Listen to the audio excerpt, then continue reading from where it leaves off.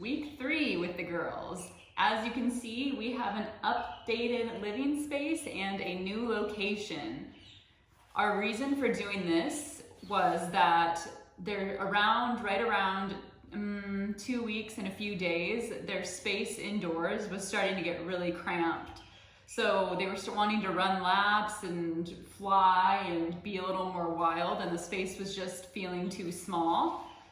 And then they were kicking a lot of wood shavings in their feeders and their waterers. So I was cleaning them out like 5 times a day. It was starting to get smelly. It was just time. So we made the transition outdoors. We got this really cool little stacking cube cage on Amazon. So that was what we had over the container initially, just in case they tried to fly. We took it out, built the whole thing completely, and as I mentioned earlier, they were kicking wood shavings in their feeders and their water. So we upgraded those as well to the hanging ones that will actually be in their cages as adults. Their feeder, they haven't been kicking as much stuff in there, or when they do, it's really easy to just give it a quick sweep out. So that one I have on the ground still, just to make sure they can reach it. The water was the one that was getting really gummed up, and then it was the wood shavings were absorbing all the water, so they were out of water. It was just becoming this huge thing. So we used zip ties just to get it heightened a little bit above the ground, not too much so they can't reach it, but just enough that it stays cleaner. So I really am truly only having to clean it once a day.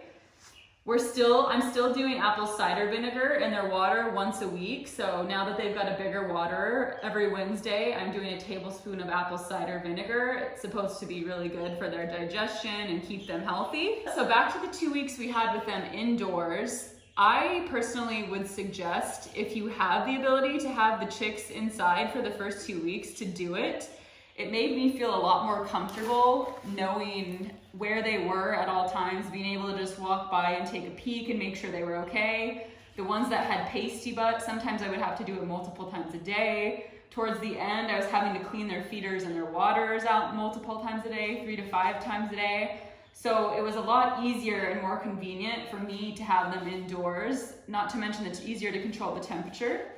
So if you've got the space and your significant other allows it, I would personally suggest having them inside for the first 2 weeks. And then when they start getting smelly, wild, bigger, you'll know when the time is right.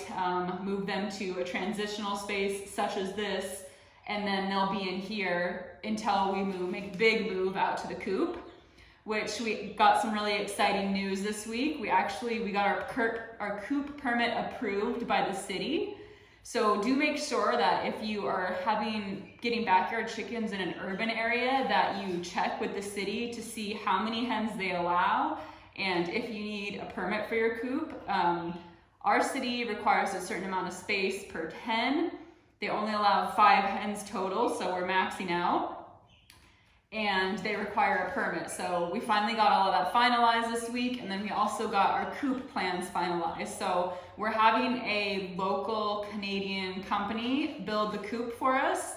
We're gonna have it painted white, and it's a little bit of kind of farm style looking coop. It's gonna be really cute. I'm really excited to show it off when it comes in a few weeks.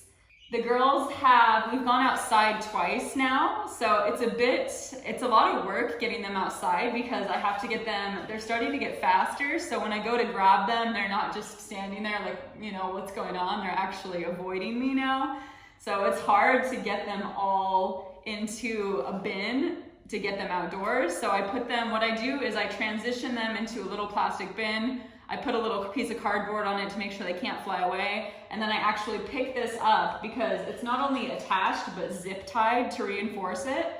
I pick the cage up and move it outside, and then bring them out and put them in the cage outside. And they love being outside. You can tell it's their natural habitat and where they feel most at home because they love it out there. They scratch around. They do little half flies around. They're eating bugs, grass, anything they can find. They're just really, really happy out there. So our effort is going to be to get them outside at least once a week until we can fully transition them out.